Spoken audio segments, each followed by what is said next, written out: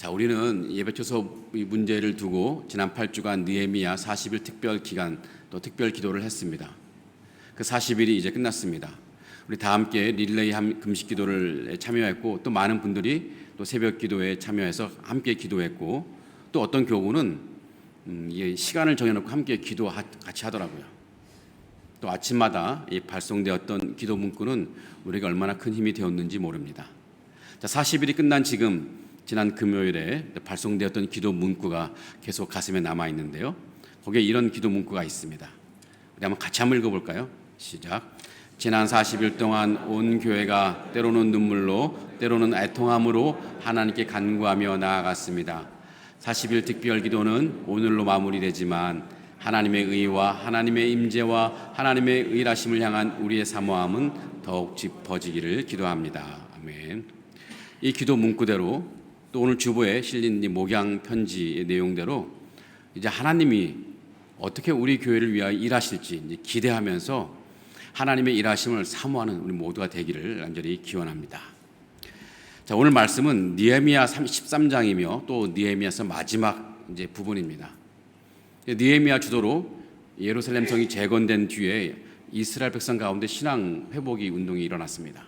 백성이 모두 함께 모여서 그 말씀을 듣고 그 말씀에 자신의 삶을 돌아보니까 자신의 삶이 엉망이었던 거죠. 그것을 이제 알게 되었고 그때 이제 이스라엘 백성들은 울면서 회개하고 신앙이 바로 세워지는 신앙 회복 운동이 그때 일어났습니다. 이것이 이제 느헤미야서 8장에 나오는 내용인데요. 그 이스라엘은 이렇게 예루살렘 성도 회복되고 하나님과의 언약 관계도 회복되는 것처럼 보였습니다. 그런데 오래지 않아서 아주 희한한 일이 벌어졌습니다. 느헤미야가 이후에 이제 예루살렘을 떠나 페르시아에 간 적이 있었습니다. 예루살렘 성이 재건되고 신앙 회복이 일어난 지 12년이 흐른 뒤에 느헤미야는 이제 페르시아의 부름을 받아서 갔다가 1년 뒤에 다시 예루살렘으로 돌아왔습니다. 이제 느헤미야가 돌아서 보니까 기가 막힌 거예요. 예루살렘 성은 온전한데 이 백성들의 신앙이 다 망가져 버렸어요. 백성들이 율법을 제대로 지키지 않고 살아가는 모습이 이 느헤미야 눈에 확 들어오는 거예요. 그러니까 이게 느헤미야로서는 너무 기가 막힌 일이죠. 이것이 왜 기가 막히냐 하면은 그들의 조상이 율법을 지키지 않아서 망했고 또 예루살렘 성도 무너져 버렸습니다. 그래서 이제 간신히 예루살렘 성도 회복되고 신앙도 회복된 것처럼 보였는데 느헤미야가 예루살렘을 비운 지 겨우 1년 동안 비웠는데 그 1년 사이에 그 느헤미야 시대 백성들이 그들의 조상이 범했던 실수를 똑같이 범하고 있는 거예요. 오늘 본문을 보면요, 이스라엘 백성은 안식일에 관한 율법을 제대로 지키지 않았습니다. 이 안식일법은요, 십계명에도 나오는 너무나 중요한 율법이었어요. 이 율법에 의하면 안식일에는 유대인들은 노동을 하면 안 돼요. 금지되어 있습니다. 그럼에도 이 느헤미야 시대 이스라엘 백성들이 안식일법을 너무 쉽게 위반하는 거예요. 느헤미야 눈에 몇 가지 보인 사례가 있었습니다. 한번 15절을 볼까요?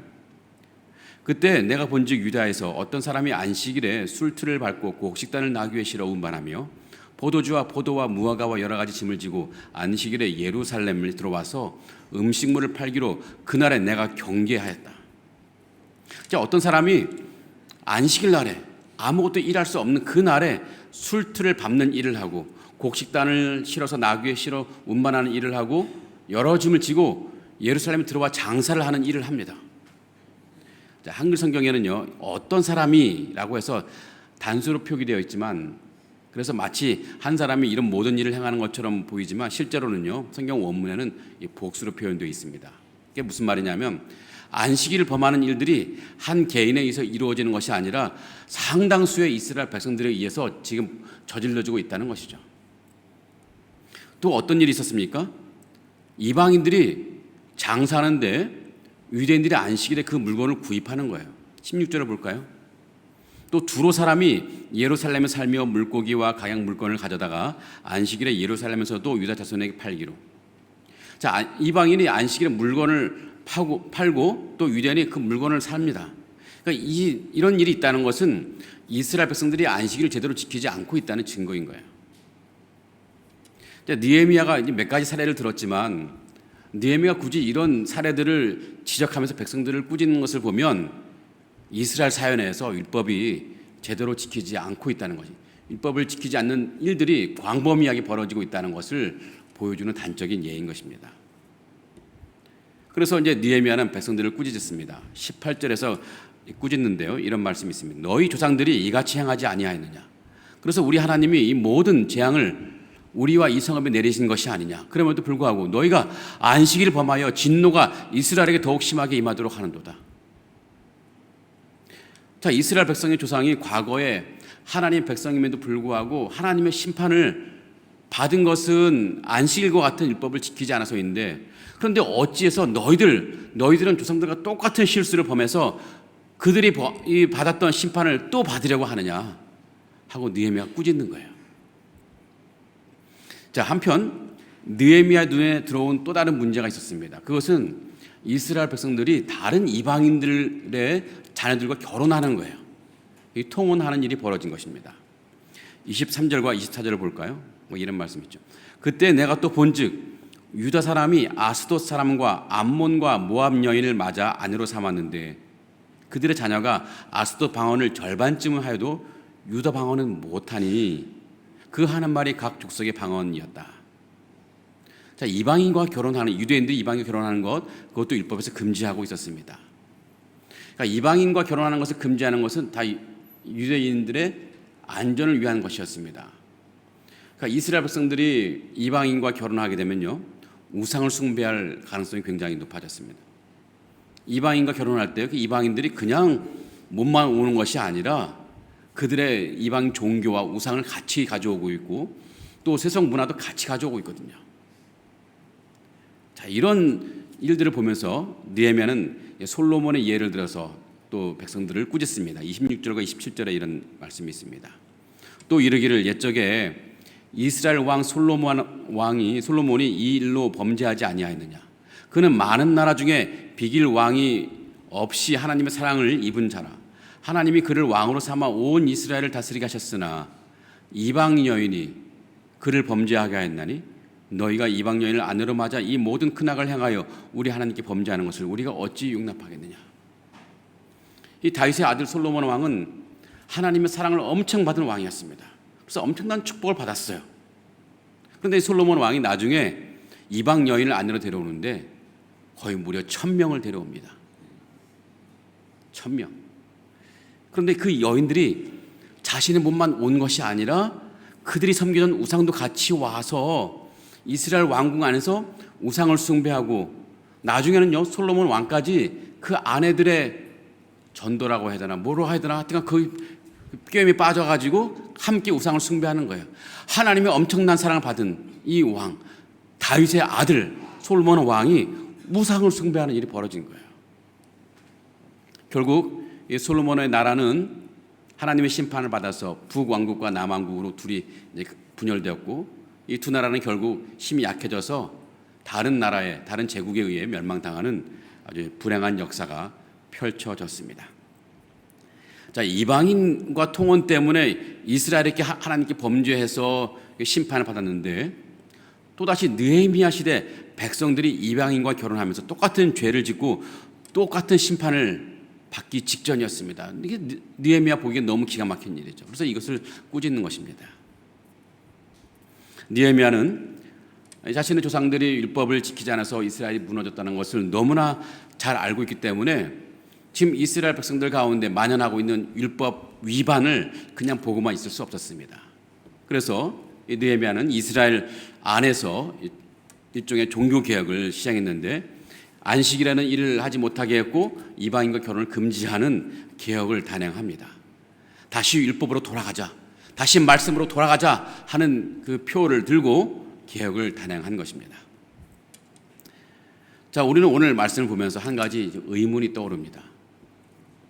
느헤미야서 8장을 보면요, 이스라엘 백성들은 율법을 통해서 자신들이 얼마나 잘못 살아왔는지를 깨달았고 그래서 율법을 지키지 않을 때 하나님의 심판이 얼마나 큰 것인지를 너무나 절실히 깨달았습니다. 그래서 그들은 자신과 자신의 조상들이 왜 망했고 왜 예루살렘 성이 무너졌는지를 확인하고 나서 백성들은 그제서야 울면서 회개 운동을 벌였습니다.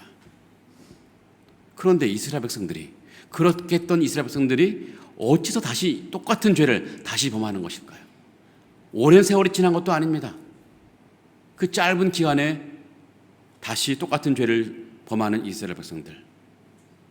조상들이 같은 죄를 지어서 망한 것인 줄 알면서도 마치 그 일을 전혀 모르는 것처럼 똑같은 죄를 짓고 있는 거예요. 왜 이런 일이 일어나는 것일까요? 사실 이 문제는 그들만의 문제는 아닙니다. 우리의 문제이기도 합니다. 우리 역시 늘 죄의 문제로 고민하고 갈등하죠. 수많은 상황 속에서 이것은 분명히 죄라는 것을 알아요. 하지만 알면서도 불순종의 죄를 짓기도 하고 심지어는 악을 행하기도 합니다. 믿음이 좋은 사람들도 심지어 오랜 존경을 받아왔던 목회자들도 불순종의 죄를 넘어서 때로는 악한 죄를 짓는 경우가 얼마나 많이 있습니까? 우리는 왜 이런 죄를 범하는 걸까요? 두 가지 이유를 생각해 볼 수 있습니다. 우리가 죄를 범하는 두 가지 이유. 첫 번째로는요, 근본적인 이유인데 우리가 죄로 오염되어 있기 때문에 그렇습니다. 우리가 죄에 오염되어 있습니다. 아담과 하와 범죄로 인해서 죄가 세상에 들어왔고 그 죄가 우리 인간 본성을 오염시켰습니다. 우리 본성이 선한 것이 아닙니다. 성선설이 아니라 성악설입니다. 우리의 마음은 부패되어 있어요.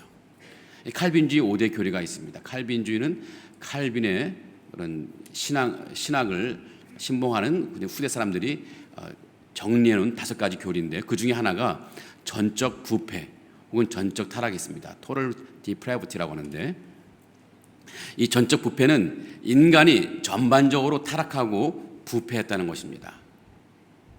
인간의 감정이나 지성, 신체나 의지 어느 한 곳도 예외 없이 모든 영역에서 죄에 오염되어 있고 죄의 영향을 받고 있다는 것입니다. 그래서 인간은 죄를 지을 수밖에 없는 존재예요. 우리는 죄를 지어서 죄인이라고 부름받기도 하지만 실제로는 죄로 오염된 채로 태어나기 때문에 죄를 짓는 것입니다. 그래서 누가 가르쳐주지 않아도 인간은 죄를 짓습니다. 죄에서 자유로운 사람은 아무도 없습니다. 죄는 이 DNA 유전자처럼 우리 안에서 아무리 지울래야 지울 수 없는 너무나 선명한 본성입니다. 그래서 다윗은 자신 안에 이 꿈틀대는 죄성을 보면서 이렇게 고백하죠. 내가 죄악 중에서 출생하였으며 어머니가 죄 중에서 나를 잉태하였나이다. 자신이 죄 가운데 태어났다는 거예요. 또 예레미야는 우리 마음의 부패함에 대해서 말한 적이 있는데요. 거기 이런 말씀이 있죠. 만물보다 거짓되고 심히 부패한 것은 마음이라. 우리 마음이 거짓되고 부패되었다는 거예요. 그러기에 여러분 우리는 다른 사람을 믿는 것에 주의해야 되고 심지어 우리 자신을 믿는 것도 굉장히 주의해야 됩니다. 세상에서 가장 허무한 변론이 있습니다. 그것은 그 사람은 죄를 지을 사람이 아닙니다. 이런 변론? 그 사람은 워낙 착하게 살아와서 그런 죄를 지을 사람이 아니라는 변론? 법정에서 아무런 의미가 없어요. 그리고 우리 일상생에서 아무런 의미가 없어요. 이게 의미 없는 변론이면서 또 거짓된 변론입니다. 그 사람이 지금까지 선하게 살아왔다 한들 그것이 이후의 삶에도 악을 행하지 않고 선하게 살아간다는 보장이 없습니다. 또 실제로 더욱 그때까지 정말 선하게 살아왔는지도 불확실합니다. 겉으로는 선하게 살아왔는지 몰라도 그 안에는 부패함이 있기 때문에 실제로 악을 행하며 살아왔는지도 알 수 없습니다. 사람이라면 누구라도 죄를 지을 수밖에 없는 존재들입니다. 그래서 아직 죄를 짓지 않았다고 말한다면 그것은 어쩌면 그런 죄를 지을 환경에 아직 놓이지 않았기 때문일 수 있습니다. 여러분 수도원의 수도사가 죄를 안 지을 가능성이 높습니다. 왜냐하면 수도원 환경은 죄를 지을 환경이 아니거든요. 만약 그 수도사가 수도원 밖으로 나와서 며칠 동안 산다면 아마도 그 수도사 역시 충분히 죄를 지을 가능성이 있습니다. 성도 여러분, 어느 철학자가 말했죠. 너 자신을 알라. 너 자신을 알라. 그 말대로 우리는 우리 자신을 분명히 알아야 될 필요가 있습니다. 우리 자신은 언제라도 죄를 지을 가능성이 있는 그런 죄인들입니다. 우리는 믿을 만한 존재가 안 돼요. 그러기에 여러분, 내가 어떤 유혹의 자리에 있더라도 나는 괜찮아. 나는 죄를 짓지 않을 자신이 있어. 이렇게 자신만만해서 안 된다는 것입니다. 죄에 대해서 자신만만해할 것이 아니라 늘 두려워하는 마음으로 살아야 한다는 것이죠. 이 최대한 죄의 환경이나 죄의 상황에 있을 때 사실 그 상황이나 환경을 극복하려고 애쓰지 말고 그냥 피하거나 도망가는 것이 상책입니다. 그런 환경, 그런 상황이 있으면 결국은 죄를 짓게 마련이거든요. 자, 두 번째, 우리가 죄를 지을 수밖에 없는 다른 이유는 사탄의 유혹 때문입니다. 자, 사탄은 죄와 관련해서 우리에게 약속을 하고 있습니다. 그 약속이 뭐냐 하면 우리가 죄를 지으면 우리가 즐겁고 만족할 것이라는 약속입니다. 즉 죄는 우리에게 즐거움을 약속해요. 이것이 유혹입니다. 그런데 사람들은 이 즐거움의 약속을 덜컥 믿어버리죠. 믿습니다. 심지어 믿음 좋은 성도님들도 그 즐거움의 약속을 믿고 따라가는 경우가 있습니다. 이 즐거움에 대해서요, 히브리서가 아주 명확하게 진단한 것이 있습니다. 그것은 잠시 죄악의 낙이라는 용어입니다. 이 잠시 뇌악이라는 이 표현, 히브리서 11장 25절에 있는 표현인데요, 정말 기가 막힌 표현입니다. 여러분, 죄악이 즐거움을 주지 않는 것이 아닙니다. 분명히 즐거움이 있습니다. 즐거움이 없으면 유혹이 안 되죠. 그러기에 우리가 죄의 유혹을 받는 것입니다. 요즘 한국 사회에 마약이 범람하고 있는데요, 이런 소식을 많이 듣죠. 이 보수적인 나라 이 미국마저도 이 마약, 특별히 마리화나가 들불처럼 번져가고 있습니다. 여러분, 미국 어디를 가더라도 마리화나 냄새가 진동합니다. 그 마약은 잠시 즐거움을 줄 수 있지만 그 결과는 어떻습니까? 비참하죠. 그런데도 사람이 그 마약에 빠지는 이유는 뭘까요? 즐거움을 주기 때문에, 쾌락을 주기 때문에. 자, 그런데 이 죄가 즐거움을 준다고 하는 약속, 이 약속은 속임수 약속입니다. 죄가 마치 사람에게 즐거움을 오래 주고 또 깊은 만족감을 주는 것처럼 속이는 것입니다. 실제로는 그 즐거움은 굉장히 짧고 순간적입니다. 그리고 그 결과는 굉장히 비참하죠. 그러게 사탄의 유혹은 치명적인 속임수입니다. 잠시 즐거움이 있다가 그 즐거움이 떠나면 그 후에 남는 것은 심각한 고통이며 하나님의 심판입니다. 그럼에도 우리는 어쩐지 이 죄가 주겠다고 약속하는 그 즐거움에 우리 눈이 팔려요. 그 약속을 믿고 싶어요. 왜냐하면 우리는 죄에 오염되어 있기 때문에. 사탄의 이 치명적인 속임수를 얼마나 믿느냐, 그 정도에 따라 사람들이 죄를 짓는 정도가 달라진다고 합니다. 이 속임수를 많이 믿으면 믿을수록 이 잠시 죄악의 낙에 더 많이 빠지는 것이고, 이 속임수를 덜 믿으면 덜 믿을수록 잠시 죄악의 낙에 덜 빠지는 것입니다. 그러기에 우리는 이 죄가 주겠다고 약속하는 이 즐거움을 믿을 것이 아니라 강하게 거부해야 한다는 것입니다. 죄가 주는 그 잠깐의 즐거움 강하게 거부해야 한다는 거예요. 그런데 문제가 있습니다. 문제는 그 사탄의 유혹이 만만치 않다는 거예요. 사탄이 우리에게 유혹으로 찾아올 때 그 엄청난 그 배후에는 사탄의 힘이 있습니다. 그래서 내 마음이 그냥 바람에 흔들리는 것이 아니라 사탄이 강력하게 흔드는 거예요. 유혹을 앞에 두고 내 마음을 사탄이 흔드는 거예요. 이 거부하는 것도 쉽지가 않습니다. 여러분, 이것을 아는 것이 중요한데요. 여러분, 그러기 때문에 내 마음에 죄의 유혹이 찾아올 때 이것을 내 자신의 힘으로 물리칠 수 있다고 생각하면 이것은 또 오산입니다. 여러분, 사탄은 우리보다 굉장히 힘이 셉니다. 그래서 처음에는 유혹이 찾아올 때 한두 번 물리칠 수 있을지 몰라도 여러 번 반복해서 우리가 유혹받으면 결국엔 넘어지게 되어 있습니다. 유혹을 받았다고 하는 것은 이미 내 마음이 그쪽으로 끌려가고 있다는 거예요. 그러니 죄의 유혹이 찾아올 때요, 나는 괜찮겠지 할 것이 아니라 이를 악물고 저항해야 돼요. 그 즐거움의 약속이 속임수라는 것을 인정하고 거부해야 한다는 것입니다. 더 나은 방법이 있다면 그 유혹에 저항할 것이 아니라 얼른 그 유혹의 자리를 벗어나야 하는 것입니다. 이것이 상책인 거죠. 이렇게 사람이 죄를 짓는 까닭은 인간의 죄대한 본성과 사탄의 유혹이 딱 결합한 까닭입니다. 사탄이 죄가 죄로 인해서 즐거움을 줄 것이라고 약속하는데 이 죄된 우리 본성은 그 약속을 덜컥 믿어버립니다. 이때 우리가 죄를 짓는 것이죠. 그런데 이런 일이 자주 일어나고 또 언제 일어난다고 해도 이상할 것이 전혀 없는 것이 바로 인간의 상태입니다. 더 큰 문제가 있습니다. 더 큰 문제는 이런 일이 하나님의 백성이면서 또 거듭난 그리스도인에게도 똑같이 일어난다는 거예요. 다르지 않습니다. 예수를 구주로 믿고 거듭난 성도들에게도 죄가 그렇게 역사하지 못한다면 얼마나 좋겠습니까마는, 또 죄의 유혹이 그리스도인들을 피해간다면 얼마나 좋겠습니까마는 현실은 그렇지 않습니다. 똑같이 그리스도인들을 유혹하고 똑같이 그 유혹에 우리 마음이 흔들립니다. 죄는 느헤미야 시대에 하나님의 백성이 이스라엘 자손들 안에서도 역사했습니다. 분명히 그들은 울면서 회개하고 다시는 그런 죄를 범하지 않겠다고 다짐했습니다. 하지만 몇 년이 안 되어서 똑같은 죄를 범하고 있는 거예요. 그것은 그들이 특별히 더 악해서가 아니었습니다. 그들이 인간이기 때문에 그렇습니다. 어쩔 수 없는 인간이기 때문에 그럴 수밖에 없는 거죠. 오늘날 우리에게도 그 죄가 우리 안에서 역사하고 있습니다. 다만 자신 안에 그 죄가 꿈틀대는 것을 알아채지 못할 뿐입니다. 우리는 얼마나 많이 미움과 또 욕심과 또 죄의 마음을 품고 있습니까?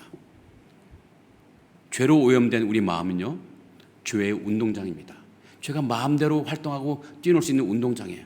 그것이 우리 마음이에요. 죄로 오염된 우리 마음.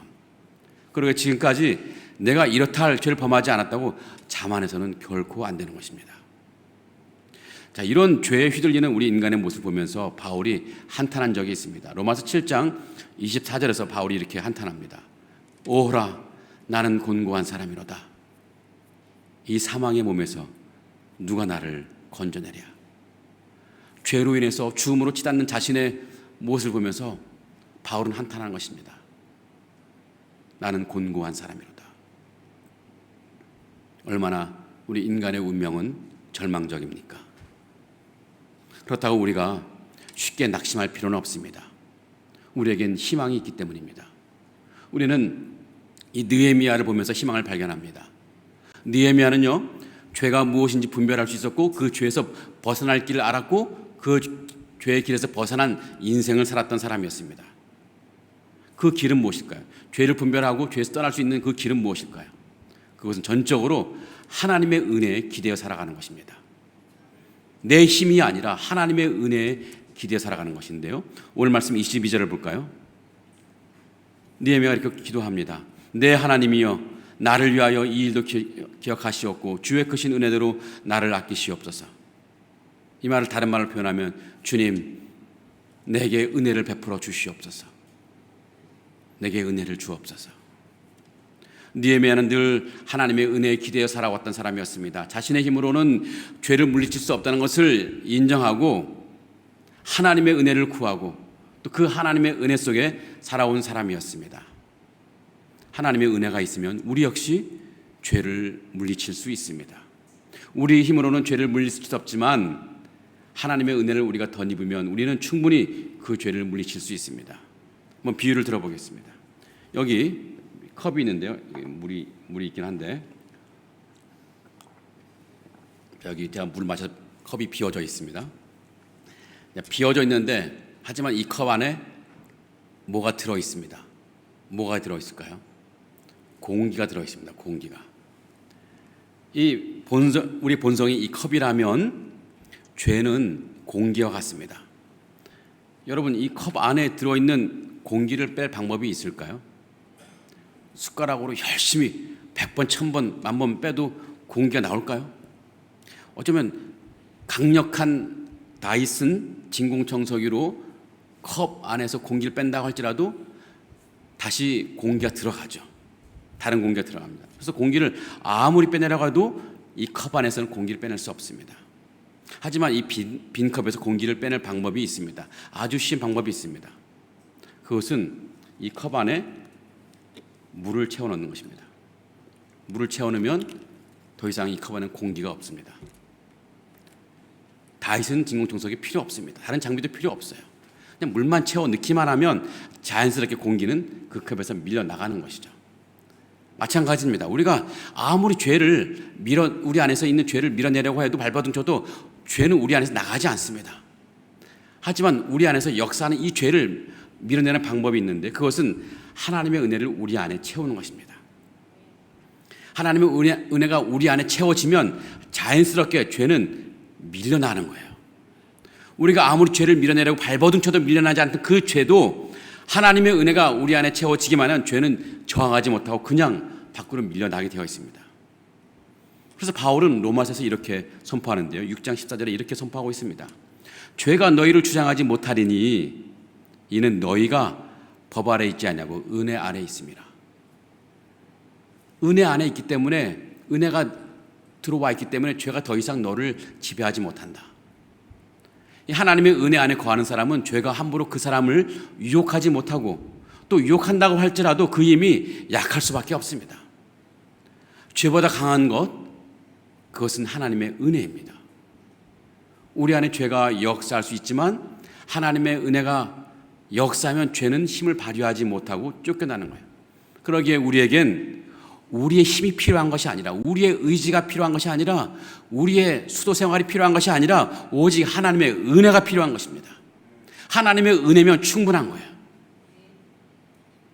자, 그렇다면 우리가 하나님의 은혜 안에 사는 길은 무엇이겠습니까? 어떻게 하면 하나님의 은혜가 우리 안에 채워지겠습니까? 그것은 말씀으로 돌아가는 삶을 살아가는 것입니다. 우리가 하나님 말씀으로 돌아가 그 말씀에 순종하는 삶을 살아갈 때 우리는 하나님의 은혜 안에 살아갈 수 있습니다.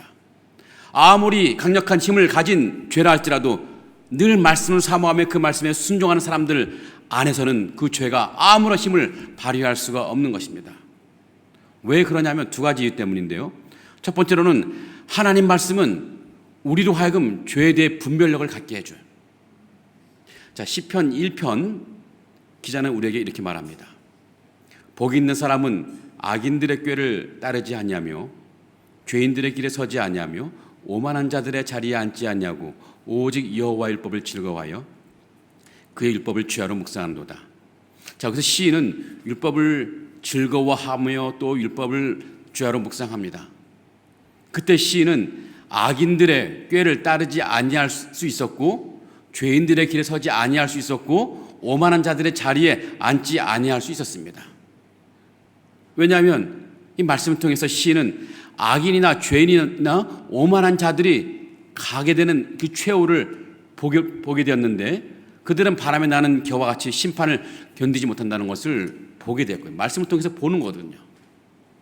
율법을 즐거워하고 그 율법을 늘 주야로 묵상하는 사람들은 죄가 준다고 약속하는 그 즐거움이 영원한 즐거움이 아니라, 아무런 후유증이 없는 즐거움이 아니라 잠시 죄악의 낙이라는 것, 그래서 결국은 심판을 당하게 되는 그런 죄라는 것을, 한계가 있는 낙이라는 것을 너무나 잘 알고 직시할 수 있었던 것입니다. 자, 두 번째, 하나님 말씀은 우리로 영원한 즐거움을 바라보게 하기 때문입니다. 시편 16절을 볼까요? 자, 주께서 생명의 길을 내게 보이시리니 주의 앞에는 충만한 기쁨이 있고 주의 오른쪽에는 영원한 즐거움이 있나이다.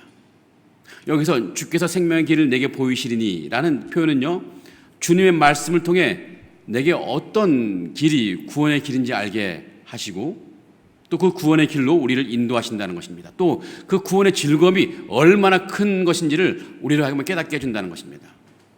말씀을 통해서 그 구원의 기쁨을 깨닫고 묵상할 때 또 우리는 충만한 기쁨을 누릴 수 있고 영원한 즐거움을 얻을 수 있고 또 그 즐거움을 누릴 수 있다는 것입니다.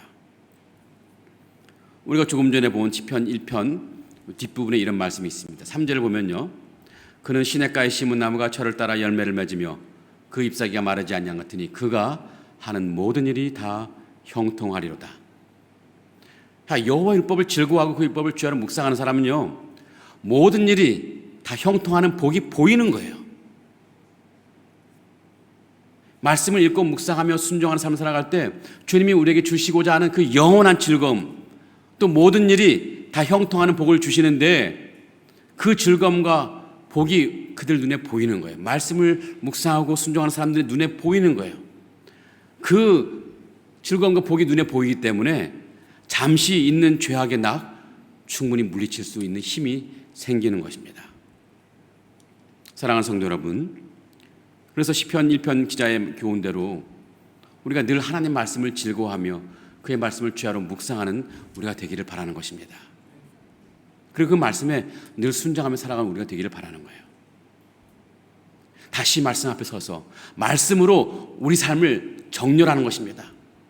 내 뜻대로 판단하고 결정하는 것이 아니라, 세상의 즐거움으로 내 유익을 기준으로 내 삶을 정렬하는 것이 아니라 말씀을 기준으로 내 삶을 새롭게 정렬하는 거예요. 말씀이 인도하시는 대로 내 삶의 방향을 정하는 것입니다. 그것이 우리가 하나님의 은혜 안에 살아가는 길이요, 또 밀려오는 유혹과 시험을 넉넉히 이겨낼 수 있는 힘을 갖게 되는 유일한 길입니다. 제가 차를 이제 운전할 때 이제 백미러를 자주 보죠. 여러분도 마치 보게 될 텐데, 차의 백미러 보면요, 그 차 양쪽에 달린 사이드 미러라고 해야 되나? 이 백미러는 주로 뒤에서 다가오는 차를 확인하기 위해서 보는 것인데요, 거기 그 거울에 특별한 문구가 있는데, 여러분 보신 적 있습니까? 거기 쓰인 문구가 있는데, 거기 이런 문구가 있습니다. 혹시 본 적 있어요? 사물이 거울에 보이는 것보다 가까이 있음. 중국 차는 어떤지 모르겠는데 사물이 거울에 보이는 것보다 가까이 있다는 거예요. 차가 거울에 보이는 것보다 가까이 있다는 것을 경고해 주는 문구인데요, 저는 이 문구를 볼 때마다 떠오르는 생각이 있습니다. 죄는 우리가 생각하는 것보다 훨씬 가까이에 있다는 것입니다. 멀리 있는 것이 아니라 가까이 있어요. 그리고 죄는 우리가 생각하는 것보다 훨씬 강력하다는 것입니다. 그래서 우리 인간의 본질을 보면 굉장히 우울합니다. 절망적이죠. 하지만 우리에겐 소망이 있죠. 하나님의 사람에겐 하나님의 은혜가 있기 때문입니다. 그 하나님의 은혜는요, 죄가 우리에게 가까이 있지만 그 죄보다 우리에게 더 가까이 있는 것이 바로 하나님의 은혜입니다. 하나님의 은혜가 우리에게 더 가까이 있고, 또 그 하나님의 은혜는 그 어떤 죄보다 강하다는 것입니다. 그래서 하나님의 은혜 안에 살아가는 사람들은 죄를 거부할 수 있고 시험과 유혹을 물리칠 수 있는 힘이 있는 거예요. 그래서 제가 이 시간 바라기는, 여러분 하나님 말씀을 늘 사모하며 순종하는 삶을 살아가시기 바랍니다. 하나님 말씀 가운데 임하시는 하나님의 은혜를 누리시면 여러분들이 어떤 세상의 죄의 유혹과 시험에서도 정말 승리하는 삶을 살아갈 수 있습니다. 매일매일 말씀을 묵상하시고 또 말씀대로 살아가려고 노력해 보시기 바랍니다. 그 안에서 우리는 하나님의 은혜를 누리며 어떤 죄의 길에 빠지지 않고 주님이 원하시는 거룩한 삶을 살아갈 수 있습니다. 여러분 모든 삶이 그렇게 거룩한 삶을 걸어갈 수 있기를 간절히 기원하고 축복합니다. 아멘. 우리 다 같이 일어나셔서 찬양하시겠습니다. 세상의 유혹 시험이 내게 올려올 때,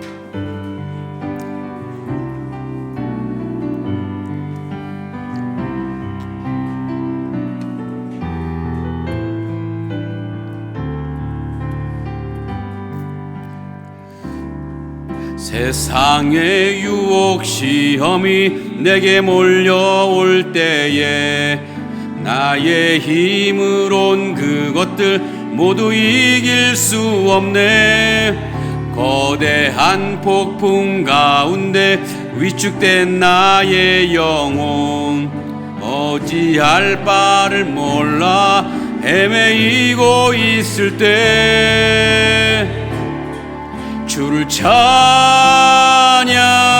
손을 들고 찬양. 전쟁은 나에게 속한 것 아니니 주를 찬양, 손을 들고 찬양. 전쟁은 하나님께 속한 것이니 거짓과 속임수로 가득 찬 세상에서 어디로 갈지 몰라 머뭇거리고 있네. 공중의 권세 잡은 자 지금도 우리들을 실패와 절망으로 넘어뜨리고 주위를 둘러보며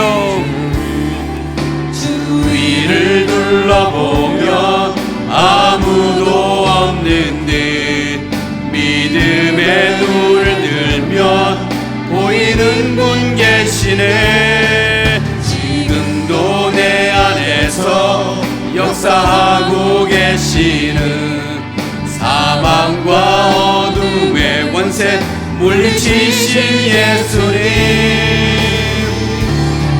주를 찬양, 손을 들고 찬양. 전쟁은 나에게 속한 것 아니니 주를 찬양, 손을 들고 찬양.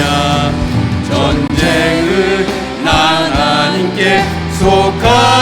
다시 한번 주를 찬양, 손을 들고 찬양. 주를 찬양,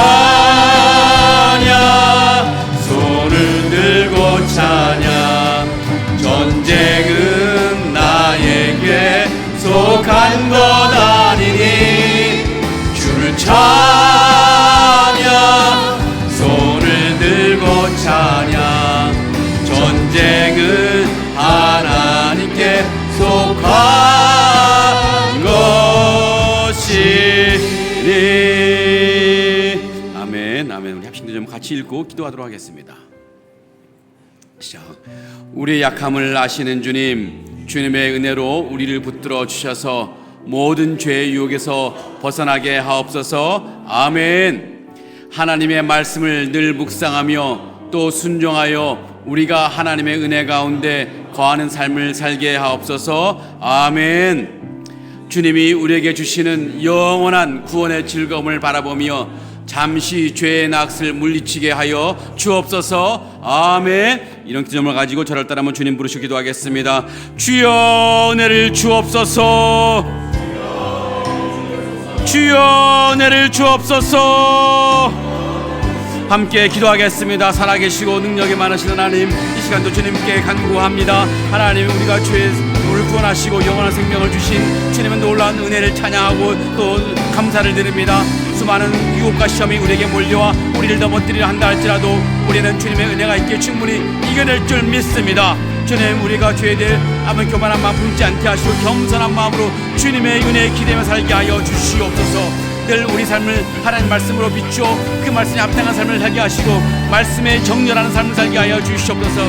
내 고집과 내 주장대로 사는 것이 아니라 주님의 말씀에 빗대어서 하나님 주님의 말씀을 정렬해서 주님 뜻대로 살아가는 우리 인생 되게 하여 주시옵소서.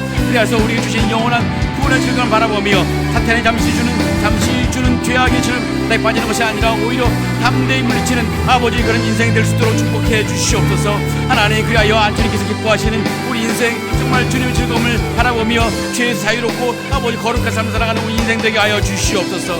살아계신 하나님, 이 시간 거니 원하옵니다. 지난 8주간 아버지 뒤에 40일 특별기간 동안에 하나님 이 시간 허락하신 것 감사드립니다. 하나님 무사히 마치게 하시기 감사드립니다. 하나님, 우리의 기도가 하나님의 그런 손에 닿았고 하나님 고자 닿은 줄 믿습니다. 하나님, 이스라엘 성들이 여리고성을 끝까지 행진할 때 결국 하나님께 여리고성을 무너뜨린 것처럼 우리가 당면한 예배 조세 문제도 분명히 주님의 능력으로 해결해 줄 줄 믿습니다. 이제 그 하나님의 역사를 기대하며 인내로 기다릴 수 있는 우리가 되게 하여 주시옵소서. 분명히 성도님들 이 시간 동안에 많은 기도를 올려드렸습니다. 하나님 응답하여 주실 줄 믿습니다. 하나님이 모든 기도에 응답하여 주심으로 말미암아 살아계신 하나님의 역사를 경험하고 놀라운 삶의 신앙의 부흥이 일어난 우리 교회가 되게 하시고 성도님 될 수 있도록 축복해 주시옵소서. 그리하여서 우리 교회가 다시 한번 이 모든 어려움 통해서 승리하며 주님의 영광을 바라보며 주님의 역사를 바라보며 승리하는 삶을 살아갈 수 있도록 하나님이 인도하여 주시옵소서. 능력이 많으시고 은혜가 풍성하신 우리 주 하나님, 우리를 죄에서 구원하시고 영원한 생명을 주신 놀라운 주님의 은혜를 찬양합니다. 비록 세상의 수많은 유혹과 시험이 우리에게 매일매일 몰려와 우리를 넘어뜨리려 하지만 우리는 우리에게 주님의 은혜가 있기에 충분히 그 죄의 유혹과 시험을 물리칠 수 있음을 우리가 믿습니다. 하지만 주님, 우리가 죄에 대하여 교만한 마음을 품지 않게 하시고 늘 겸손하게 주님의 은혜에 기대어 살아가는 우리 인생 될 수 있도록 축복해 주시옵소서. 늘 우리 삶을 주님의 말씀으로 비추어 그 말씀에 정렬하는 인생 되게 하여 주시옵소서. 그 말씀에 합당한 삶을 살게 하시고 그 말씀에 순종하는 삶을 살게 하여 주시옵소서. 나의 즐거움과 유익에 맞춰서 내 삶이 정해지는 것이 아니라 그 말씀에, 하나님 말씀에 빗대어서 그 말씀에 따라가는 인생 될 수 있도록 축복해 주시옵소서. 그래서 우리에게 주신 영원한 구원의 즐거움을 바라보며 사탄이 잠시 우리에게 주겠다고 약속하는 그 짧은 죄악의 즐거움에 빠질 것이 아니라 그 즐거움에 담대히 물리치며 영원한 즐거움 바라보며 영원한 즐거움을 따라가는 우리 인생 될 수 있도록 축복해 주시옵소서. 그로 인하여 주님이 우리에게 기대하시는 그 거룩한 길, 온전한 믿음의 길을 걸어갈 수 있는 우리 인생 될 수 있도록 이끌어 주시옵소서. 좋으신 하나님, 지난 8주간 느헤미야 40일 특별 기도 시간을 우리에게 허락하시고 이제 무사히 마치게 하심을 감사드립니다. 하나님, 이제 우리의 모든 기도가 주님의 보좌 앞에 도달되었고 거기에 있음을 우리가 믿습니다. 오래전 이스라엘 백성들이 믿음으로 여리고성을 인내하며 끝까지 행진할 때 결국 하나님께서 여리고성을 무너뜨린 것처럼 우리가 당면한 예배초소의 문제도 하나님의 능력으로 무너질 줄 믿습니다. 이제 그 하나님의 역사를 기대하며 인내로 기다리는 우리가 되게 하여 주시옵소서. 하나님, 또 이 기간 동안 우리 성도님들 많은 기도를 주님께 올려드렸습니다. 삶의 많은 문제를 주님께 올려드렸습니다. 하나님, 그 기도도 응답될 줄 믿습니다. 당장 눈에 보이지 않는다 할지라도 하나님께서 분명히 때에 맞춰서 이루실 것을 우리가 믿습니다. 그 응답되는 역사를 바라보면서 우리 성도님들, 우리 또 우리 교회가 하나님의 큰 능력을 다시 한번 경험하고 놀라운 부흥의 역사를 경험하는 우리가 될 수 있도록 축복해 주시옵소서. 예수님 이름으로 간절히 기도하옵나이다. 아멘. 이제는 우리에게 영원한 구원의 즐거움을 주시기 위해 십자가 달려 죽으신 예수 그리스도의 은혜와 우리에게 은혜를 베푸셔서 이 땅에서 살아가는 동안 죄를 물리치게 하시는 그 하나님의 사랑과 우리를 끝까지 붙드셔서 믿음을 지키게 하시는 성령님의 인도하심이 이제 하나님의 말씀에 끝까지 순종하며 또 하나님의 말씀을 의지하며 결국 그래서 하나님의 은혜를 누리면서 다가오는 모든 죄의 유혹을 이겨내기를 다짐하는 상하이 하는 연합교와 여기 속한 모든 성도들 머리 위에 지금부터 영원토록 함께 하실지어다. 아멘.